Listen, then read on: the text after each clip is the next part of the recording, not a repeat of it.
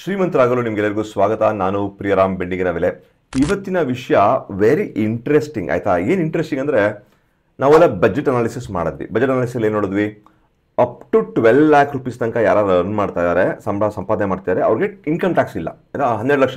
ಅದೇ 13 ಲಕ್ಷ ಇನ್ವೆಸ್ಟ್ ಮಾಡಿದ್ರೆ ಅವ್ರಿಗೆ ಸ್ಲ್ಯಾಬ್ಸ್ಗಳಿದೆ, ಅದರಲ್ಲೂ ಸ್ವಲ್ಪ ಸೇವಿಂಗ್ಸ್ ಮಾಡ್ತಾರೆ ಅಲ್ವಾ. ಸೊ ಪ್ಲೀಸ್ ಅರ್ಥ ಮಾಡ್ಕೊಳ್ಳಿ, 12 ಲಕ್ಷ ರೂಪಾಯಿ ತನಕ ನಿಮಗೆ ನೋ ಇನ್ಕಮ್ ಟ್ಯಾಕ್ಸ್. ಅಂದರೆ ನೀವು 12 ಲಕ್ಷ ಅಂದರೆ ನಮ್ಮ ದೇಶದಲ್ಲಿ ಆಲ್ಮೋಸ್ಟ್ ಟ್ಯಾಕ್ಸ್ ಪೇಯರ್ಸ್ ಅಲ್ಲಿ 80% ಜನ ಈ ಒಂದು ಬ್ರಾಕೆಟಲ್ಲಿ ಬರ್ಬೋದು ಅಲ್ವಾ, 70% ಬ್ರಾಕೆಟಲ್ಲಿ ಬರ್ತಾರೆ. ಇದುವರೆಗೂ ಅವ್ರುಗಳು ಏನು ಮಾಡ್ತಾ ಇದ್ದಾರೆ ಅಂದರೆ, ಇನ್ಕಮ್ ಟ್ಯಾಕ್ಸ್ ಸೇವ್ ಮಾಡೋಕ್ಕೆ ELSS ಸ್ಕೀಮು ಆಯ್ತಾ, ಎಕ್ವಿಟಿ ಲಿಂಕ್ಡ್ ಸೇವಿಂಗ್ ಸ್ಕೀಮ್ ಅಂತ ಹೇಳ್ತಾರೆ. ಅಂದರೆ ಲಾಕ್ ಇನ್ ಪೀರಿಯಡ್ ಇರೋದು. ಕೆಲವು ಸ್ಟಾಕ್ಗಳು ಹಾಕ್ತಿದ್ರು, ಕೆಲವರು ಹೌಸಿಂಗ್ ಲೋನ್ ತಗೋತಾ ಇದ್ರು ಇನ್ಕಮ್ ಟ್ಯಾಕ್ಸ್ ಉಳಿಸೋಕ್ಕೋಸ್ಕರ, ಎರಡನೇ ಮನೆ ತಗೊಳ್ಳೋದು ಅಥವಾ ಹೌಸಿಂಗ್ ಲೋನ್ ತಗೊಂಡು ಕೆಲಸಗಳು ಮಾಡ್ತಾ ಇದ್ರು. ಕೆಲವರು NPS ಅಲ್ಲಿ ಹಾಕ್ತಾ ಇರೋ ದುಡ್ಡನ್ನ ಆಯ್ತಾ, ನ್ಯಾಷನಲ್ ಪೆನ್ಷನ್ ಸ್ಕೀಮ್ ಹಾಕ್ತಾ ಇದ್ರು. ಕೆಲವರು ಬೇರೆ ಬೇರೆ VPF ಇರ್ಬೋದು, ಕೆಲವರು ಈ ಇನ್ಶೂರೆನ್ಸ್ಗಳು ತಗೋತಾ ಇದ್ರು, ಎಕ್ಸ್ಟ್ರಾ ಇನ್ಶೂರೆನ್ಸ್ಗಳು, ಈ ಥರ ಎಲ್ಲ ಮಾಡ್ತಾ ಇದ್ರು ಇನ್ಕಮ್ ಟ್ಯಾಕ್ಸ್ ಉಳಿಸೋಕ್ಕೋಸ್ಕರ. ಸೊ ಇನ್ಕಮ್ ಟ್ಯಾಕ್ಸ್ ಸೇವಿಂಗ್ಸ್ಗೋಸ್ಕರ ಎಷ್ಟೊಂದು ಕೆಲಸಗಳು ಮಾಡ್ತಾ ಇದ್ರು ಅಲ್ವಾ. ಇನ್ ಕೆಲವರು HRA ಅಂದರೆ ಹೌಸಿಂಗ್ ರೆಂಟ್ ಅಲೋವೆನ್ಸ್ನ ಇದು ಮಾಡ್ತಾ ಇದ್ರು. ಇದೆಲ್ಲ ಸ್ವಲ್ಪ ಜಾಸ್ತಿ HRA ತಗೊಳ್ಳೋಕ್ಕೋಸ್ಕರ ಇದು ಮಾಡ್ತಾ ಇದ್ರು. ಇದೆಲ್ಲ ಕಥೆಗಳು ನಡೀತಾ ಇತ್ತು. ಅರ್ಥ ಮಾಡ್ಕೊಳ್ಳಿ, ಸ್ವಲ್ಪ ವೆರಿ ಬ್ಯೂಟಿಫುಲ್ ಇಂಟ್ರೆಸ್ಟಿಂಗ್ ವಿಷಯ ಅಂದರೆ ಇದರಲ್ಲಿ ಪಾಸಿಟಿವ್ ನೆಗೆಟಿವ್ ಇದೆರಡೂ ಇದೆ. ಈಗ ಇವರು ಇದನ್ನ ಮಾಡುವಂತಹ ಅವಶ್ಯಕತೆ ಇಲ್ಲ.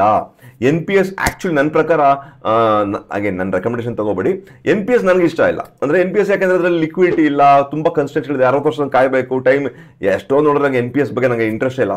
ಅದೆಲ್ಲ ನೋಡ್ಬೇಕಾದ್ರೆ ನನ್ನ ದುಡ್ಡು ನನ್ನ ಕಂಟ್ರೋಲ್ ಇರಬೇಕು, ಬೇರೆ ಒಂದು ಕಂಟ್ರೋಲ್ ಹಾಕೊಡ್ಲಿ ನಾನು. ಸೊ NPS ನನಗೆ ಇಷ್ಟ ಇಲ್ಲ.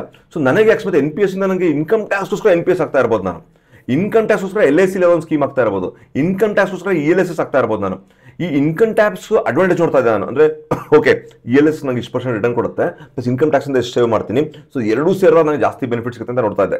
ಬಟ್ ಈಗ ಅದು ಅವಶ್ಯಕತೆ ಇಲ್ಲ, ನನಗೆ 12 ಲಕ್ಷ ತನಕ ದುಡ್ಡು ನನಗೆ ಇನ್ಕಮ್ ಟ್ಯಾಕ್ಸೇ ಇಲ್ಲ.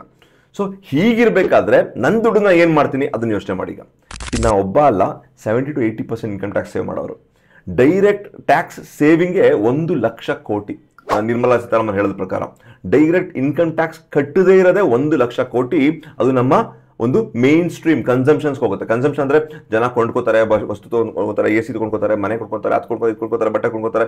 ಸೊ ಈ ಕನ್ಸಂಪ್ಷನ್ಸ್ 1 ಲಕ್ಷ ಕೋಟಿ ವರ್ಷ ಬರುತ್ತೆ. ಸ್ಟ್ಯಾಗರ್ಡ್ ಬೇಸ್, ಒಡ್ನೇ ಸರಿಗೆ ಬರಲ್ಲ, ಸ್ಲೋ ಬರ್ತಾ ಹೋಗುತ್ತೆ. 1 ಲಕ್ಷ ಕೋಟಿ ವರ್ಷಕ್ಕೆ. ಇದು ಒಂದು ಕಡೆ ಆದರೆ, ಈಗ ಇಲ್ಲೆಲ್ಲ ಸೇವ್ ಮಾಡ್ತಾರಲ್ಲ, ಈ NPS ಅಲ್ಲಿ ಅಲ್ಲಿ ಇಲ್ಲಿ LIC ಹಾಕೋದು, ಈ ELS ಹಾಕೋದು, ಇದೆಲ್ಲ ಸೇವ್ ಮಾಡ್ತಾರಲ್ಲ, ಆ ದುಡ್ಡಲ್ಲಿ ಹೋಗುತ್ತೆ. ಅದನ್ನು ಯೋಚನೆ ಮಾಡಿ ಸ್ವಲ್ಪ. ಆ ದುಡ್ಡು ಮೋಸ್ಟ್ಲಿ ಕನ್ಸಂಪ್ಷನ್ಸ್ ಬರಬಹುದು. ಇಲ್ಲ ನಾನು ಸೇವಿಂಗ್ಸ್ ಮಾಡಬೇಕು ಅಂದರೆ ಆ ಸೇವಿಂಗ್ಸ್ಗೆ ಅವರು ವೆಲ್ತ್ ಕ್ರಿಯೇಷನ್ ಕಡೆ ಹೋಗ್ಬೋದು. ಏನು ವೆಲ್ತ್ ಕ್ರಿಯೇಷನ್ ಅಂದರೆ, ಡೈರೆಕ್ಟಾಗಿ ಸ್ಟಾಕ್ಸ್ ಕೊಂಡ್ಕೋಬೋದು, ಅಥವಾ ಹೈ ರಿಸ್ಕ್ ಮ್ಯೂಚುವಲ್ ಫಂಡ್ಗಳನ್ನ ತೊಗೋಬೋದು, ಅಥವಾ ಕಾರ್ಪೊರೇಟ್ ಬಾಂಡ್ಗಳನ್ನ ತೊಗೋಬೋದು. ಅಂದರೆ ಕಾರ್ಪೊರೇಟ್ ಬಾಂಡ್ ಅಂದರೆ ನಿಮ್ಮ ಗೌರ್ಮೆಂಟ್ ಬಾಂಡಲ್ಲಿ ನಿಮಗೆ ಇನ್ಕಮ್ ಟ್ಯಾಕ್ಸ್ ಸೇವಿಂಗ್ಸ್ ಇತ್ತು, ಅರ್ಥ ಮಾಡ್ಕೊಳ್ಳಿ. ಗೌರ್ಮೆಂಟ್ ಬಾಂಡ್ ಕೆಲವು ಬಾಂಡ್ಗಳಲ್ಲಿ ಬರೋದಕ್ಕೆ ಇನ್ಕಮ್ ಟ್ಯಾಕ್ಸ್ ಇತ್ತು. ಬಟ್ ಈಗ ಡೈರೆಕ್ಟಾಗಿ ಕಾರ್ಪೊರೇಟ್ ಬಾಂಡ್ ಹಾಕ್ಬೋದು ಅವ್ರುಗಳು. ತಮ್ಮ ಒಂದು ಇದನ್ನ ಕಮ್ಮಿ ಮಾಡ್ಬೋದು. ಬೇರೆ ಕಡೆ ಒಂದು ಯಾವುದೇ ಥರದ ನಿಮ್ಮೊಂದು ಇದಿರುತ್ತಲ್ಲ, ಏನಂತಾರದಕ್ಕೆ ಒಂದು ATCಗಳು, ಇಂಥದ್ರಲ್ಲಿ ಇನ್ವೆಸ್ಟ್ ಮಾಡೋದ್ರಲ್ಲಿ ಅವ್ರು ಕಮ್ಮಿ ಮಾಡ್ಕೊಂಡು ಹೋಗ್ಬೋದು ಅಲ್ವಾ. ಸೊ ಇದರಿಂದ ಪರಿಣಾಮ ಏನಾಗ್ಬೋದು, ನಮಗೆ ಮೇನ್ ಸ್ಟ್ರೀಮ್ಗೆ ಜಾಸ್ತಿ ಫಂಡ್ಗಳು ಬರಕ್ಕೆ ಶುರು ಮಾಡ್ಬೋದು. This is risky investment opportunities, ಇದಕ್ಕೆ ಬರಕ್ಕೆ ಹೋಗ್ಬೋದು. ಮತ್ತು ಲಾಂಗ್ ಟರ್ಮ್ ವೆಲ್ತ್ ಕ್ರಿಯೇಷನ್ ದುಡ್ಡು ಹಾಕ್ಬೋದು. ಸೊ ಇದರಿಂದ ಸ್ಟಾಕ್ ಮಾರ್ಕೆಟ್ಗೆ ಜಾಸ್ತಿ ಪ್ರಾಬ್ಲಿ ಲಿಕ್ವಿಡಿಟಿ ಬರಕ್ಕೆ ಶುರು ಆಗ್ಬೋದು. ಬಿಕಾಸ್ NPS ಅಲ್ಲಿ ಹೋಗೋ ದುಡ್ಡು ಸ್ಟಾಕ್ ಮಾರ್ಕೆಟ್ಗೆ ಹಾಕ್ಬೋದು ಅವ್ರುಗಳಲ್ವಾ. ಸೊ ಅಗೈನ್ ಅರ್ಥ ಮಾಡ್ಕೊಳ್ಳಿ, NPS ಹಾಕಿದ್ರೆ NPS ಅವ್ರು ವಾಪಸ್ ಎಲ್ಲ ಹಾಕ್ತಾರೆ ದುಡ್ಡನ್ನ, ಸ್ಟಾಕ್ ಮಾರ್ಕೆಟ್ ಹಾಕ್ತಾರೆ. ಬಟ್ ಪ್ರಾಫಿಟ್ ಬೇರೆ ಕಡೆಯಲ್ಲಿ ಹೋಗುತ್ತೆ. ಸೊ ಇವನ್ PF ಆಗಲಿ LIC ಆಗಲಿ ಅವರೆಲ್ಲ ನೀವು ಹಾಕೋ ದುಡ್ಡು ಎಲ್ಲ ಬರುತ್ತೆ, ಮತ್ತೆ ಸ್ಟಾಕ್ ಮಾರ್ಕೆಟ್ ಬರೋದು. But there so much of filtering. So ಜನಗಳು ಡೈರೆಕ್ಟ್ ಆಗಿ ಮಾಡಾಕ್ಬೋದು ಒಂದು. ಎರಡನೇದು ಪ್ರಾಬ್ಲಿ ರಿಯಲ್ ಎಸ್ಟೇಟ್ ಹೊಡೆತಾನೆ ಬೀಳ್ಬೋದು. ಯಾಕಂದ್ರೆ ಎಷ್ಟೊಂದು ಜನ ಟ್ಯಾಕ್ಸ್ ಸೇವಿಂಗ್ಸ್ ಮನೆ ಕೊಂಡ್ಕೋತಾ ಇರ್ಬೋದು, ಟ್ಯಾಕ್ಸ್ ಸೇವಿಂಗ್ಸ್ ಎರಡನೇ ಮನೆ ಕೊಂಡ್ಕೋತಾ ಇರ್ಬೋದು, ಅವರುಗಳು ಪ್ರಾಬ್ಲಿ ಇದು ಮಾಡ್ಬೋದು. ಬಟ್ ಕನ್ಸಂಪ್ಷನ್ ಜಾಸ್ತಿ ಆದರೆ ರಿಯಲ್ ಎಸ್ಟೇಟ್ ಆಟೋಮೆಟಿಕ್ ಡೆವಲಪ್ ಆಗ್ಬೋದು ಅಲ್ವಾ. ಸೊ ಈ ಥರ ಒಂದು ವಿಷಯಗಳು ನಡೀತಾ ಇದೆ. ಸೊ ಹೀಗಾಗಿ ಆ ಬರೀ 1 ಲಕ್ಷ ಕೋಟಿ ಮಾತ್ರ ನಮ್ಮ ಸ್ಟಾಕ್ ಮಾರ್ಕೆಟ್ಗೆ ಬರಲ್ಲ, ಇನ್ನೂ ಅಡಿಷನಲ್ ಕನ್ಸಂಪ್ಷನ್ಸ್ ಕೂಡ ಇದರಿಂದ ಬೂಸ್ಟ್ ಆಗ್ಬೋದು ನನ್ನ ಒಂದು ಭಾವನೆ. ಇದನ್ನ ಯಾಕೆ ಈಗ ಹೇಳ್ತಾ ಇದ್ದೀನಿ ಅಂದರೆ, ಸ್ಟಾಕ್ ಮಾರ್ಕೆಟ್ನ ಒಂದು ಮಜಾ ಹೇಳ್ತಾ ಇದ್ದೀನಿ, ಮಜಾ ವೈವಿಧ್ಯತೆ ಹೇಳ್ತಾ ಇದ್ದೀನಿ. ಏನು ಕ್ರ್ಯಾಶ್ ಆಗೋದು, ಕರೆಕ್ಷನ್ ಆಗೋದು, ಇದು ಸರ್ವೇ ಸಾಧಾರಣ ಮಾರ್ಕೆಟ್ಗೆಲ್ಲ. ಎಲ್ಲ ನಾನು ಮೊದಲಿಂದ ಹೇಳ್ತಾ ಇದ್ದೀನಿ, ಮಾರ್ಕೆಟ್ ಬರೀ ಮೇಲೆ ಹೋಗ್ತಾ ಇರಲ್ಲ, ಮಾರ್ಕೆಟ್ ಕೆಳಗೂ ಹೋಗುತ್ತೆ. ಅರ್ಥ ಮಾಡ್ಕೊಳ್ಳಿ, 2-3 ವರ್ಷ ಕೆಳಗೆ ಹೋಗ್ಬೋದು, 2-3 ವರ್ಷ ಸೈಡ್ ವೇಸ್ ಇರ್ಬೋದು ಅಂತಾನು ಹೇಳ್ತಾ ಇರ್ತೀನಿ ಯಾವಾಗಲೂ.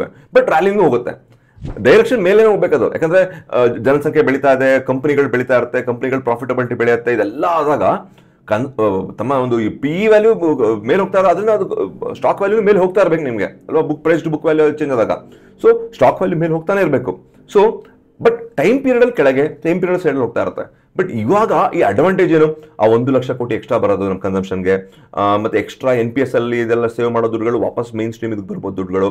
ಸೊ ಇದು ಎಕ್ಸ್ಟ್ರಾ ದುಡ್ಡುಗಳು ಬಂದಾಗ ನಮ್ಮ ಸ್ಟಾಕ್ ಮಾರ್ಕೆಟ್ಗೆ ಜಾಸ್ತಿ ಬೆನಿಫಿಟ್ ಆಗುತ್ತೆ. ಸೊ ಲಾಂಗ್ ರನ್ ಅಲ್ಲಿ ಈ ಕೆಳಗೆ ಹೋದ್ರೂ ಯಾವತ್ತೋ ಒಂದ್ಸರಿ ಮಾರ್ಕೆಟ್ ಮೇಲೆ ಹೋಗ್ಲಿಕ್ಕೆ ಶುರು ಮಾಡಲೇಬೇಕು. ಸೊ ಒಳ್ಳೊಳ್ಳೆ ಸ್ಟಾಕ್ಗಳು ಒಳ್ಳೊಳ್ಳೆ ಆಪರ್ಚುನಿಟಿಯಲ್ಲಿ ನಮ್ಗೆ ಸಿಕ್ಕಿದಾಗ ನಾವು ಯಾಕೆ ದುಡ್ಡು ಇನ್ವೆಸ್ಟ್ ಮಾಡಬಾರ್ದು? ಲಾಂಗ್ ಟರ್ಮ್ ವಿಷನ್ ನಮ್ಮ ಹತ್ರ ಇದ್ರೆ ಸ್ವಲ್ಪ ಯೋಚನೆ ಮಾಡಿ. ಈ ಥರ ವಿಡಿಯೋಗಳು ಬೇಕು ಅಂದರೆ ದಯವಿಟ್ಟು ಕಮೆಂಟ್ ಮಾಡಿ ತಿಳಿಸಿ, ಮಾಡ್ತಾ ಇರ್ತೀನಿ. Thank you, have a great day.